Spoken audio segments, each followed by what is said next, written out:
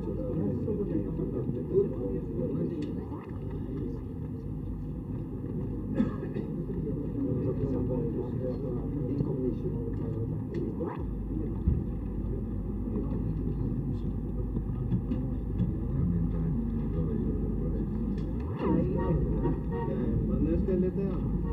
and gentlemen, it has always been my intention during my term of office as President of the Commission, which is a 4-year term, to pay an official visit to India.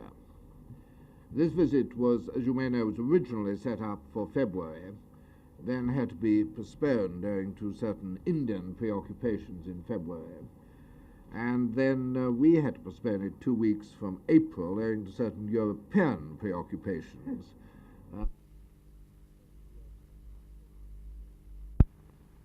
Reddy. I had a long talk yesterday morning with the Prime Minister, who also very kindly entertained me at dinner yesterday evening. I met on several occasions the Foreign Minister and the Minister of Commerce, and indeed a number of their important colleagues. I also called yesterday on the Speaker of Lok Sabha and met a number of members of the House, indeed of both houses. My talks with the Prime Minister covered all the 3 areas I've identified, but particularly North-South relations and regional political questions. On regional political questions, I explained the initiative of the 9 governments of the community countries for a possible guaranteed return by Afghanistan to its traditional position as a neutral and non-aligned state. This proposal was made in February and reaffirmed at the European Council in Luxembourg 5 days ago. I discussed the North-South dialogue and the related question of the report of the Brandt Commission with both the Prime Minister and the Foreign Minister. We exchanged views on the prospects for the Special Assembly in a special session of the United Nations General Assembly in August of this year. The European community attaches great importance to an effective relaunching of the North-South dialogue, as I believe do the major industrialized countries as a whole. I believe that the Western Economic Summit, which takes place in Venice on the 22nd and 23rd of June, and which, as you know, brings together the 4 of the member states, the 4 bigger member states of the European community, France, Germany, Britain, and Italy, with myself as representative of the community as a whole and to some extent of the other 5, and also the United States, Canada, and Japan. We believe that the Western Economic Summit, which is an annual fixture now, and will on this occasion, perhaps certainly more than last year in Tokyo, will and should pay very substantial attention to North-South issues. This will certainly be one of the major agenda items. This reconcentration of international minds is quite right, and is in any case made necessary by the timetable of the special session of the UN Assembly. There are, however, 2 particular points which must make us concentrate even more seriously both on the substance and on the form of the dialogue. First, as I tried to set out in my speech yesterday evening to the Indian Council of World Affairs, we face the threat of a crisis in the international economic and financial system. The effect of the 1979 rises in oil prices, following those of 6 years before, on the economies of the industrial countries have been damaging, but on the poor countries, the effect is in danger of being crushing, unless we find some way of recycling the funds involved and increasing investment outside the industrial world. Though we are somewhat in need of a stimulus to investment even in the industrial world, but still more outside, I fear we may risk the collapse of the present structure. Calcutta and Bombay, which I have seen before, but away to areas I have not seen during the remainder of my stay, which lacked a proposal that I suddenly put before her, that I suddenly thought up and put before her yesterday. It was a proposal which, as I said in my statement, and as you're aware, was made by the foreign ministers of the Nine as a whole in February, and reaffirmed at the European Council in Luxembourg five days ago.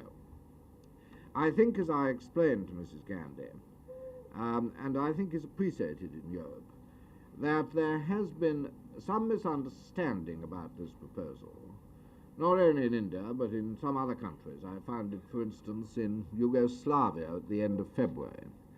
And this misunderstanding may partly arise from, in the early stages, a not very happy choice of word.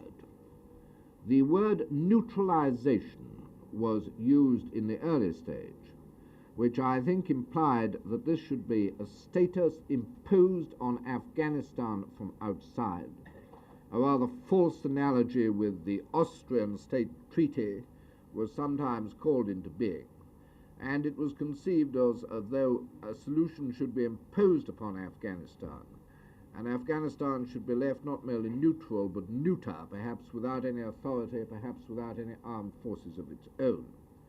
This was not the intention of the proposal, and the word neutralisation is, in my view, misleading.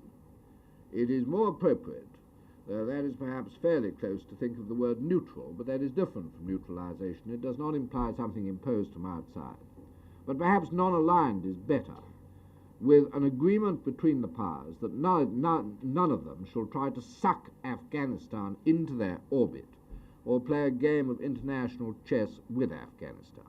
That is our intention, not that a solution should be imposed upon Afghanistan, but that if the Soviet Union could be persuaded to withdraw, there should be a mutual agreement, a mutual self-denying ordinance, that no one would attempt to exercise undue influence within Afghanistan. I think, at least I hope, I always hope when I'm talking to people that they're interested in what I'm saying. I think that she was interested in the point and saw a difference between the two approaches. But I think that it is always difficult enough to interpret one's own mind, so that I always become hesitant about interpreting the minds of my interlocutors, and I think that you should ask her about that. Though I would just go so far as to say that I think she was interested in listening to the explanation of the difference between the two approaches. Dangerous and situation in Afghanistan. It is on the table, and there it will certainly remain, and we will endeavour to push it if we think that it can lead to a useful solution and a relaxation of tension in what is inevitably a dangerous situation. Soviet response has not been encouraging so far. The Commission does its best to resist protectionist moves, because the Commission believes that if the world as a whole were to fall into a protectionist pattern, this would be damaging for the whole world. But it has to be recognized, first of all, that we in the European community have a pretty good record in this respect. I mean, take textiles, which is the most sensitive issue. We have had enormous increases in our textile imports.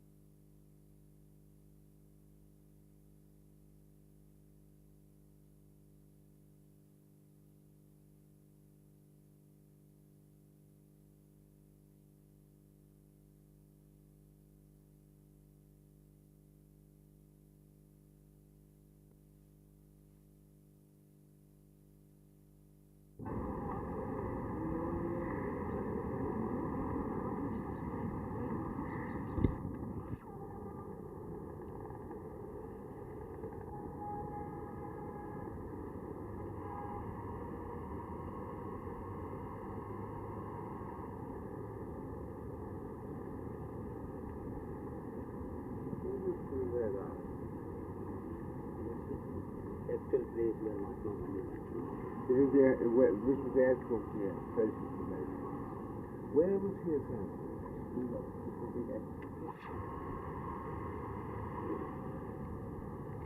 The last word at the time of death, Hey Ram, means oh God, is just there.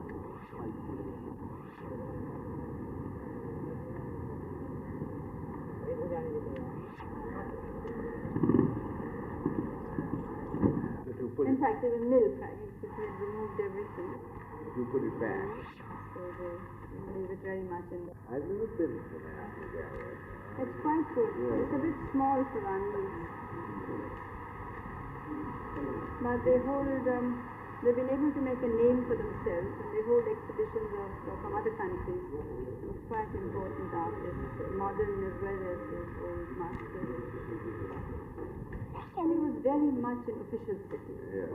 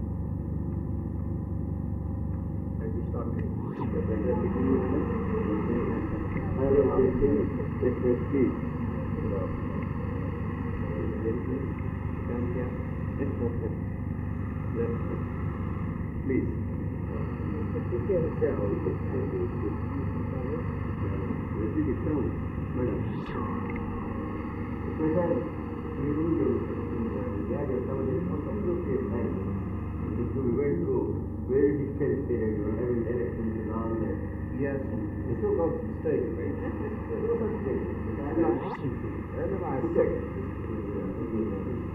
At the most appropriate time of time, so we have kept democratic flag place.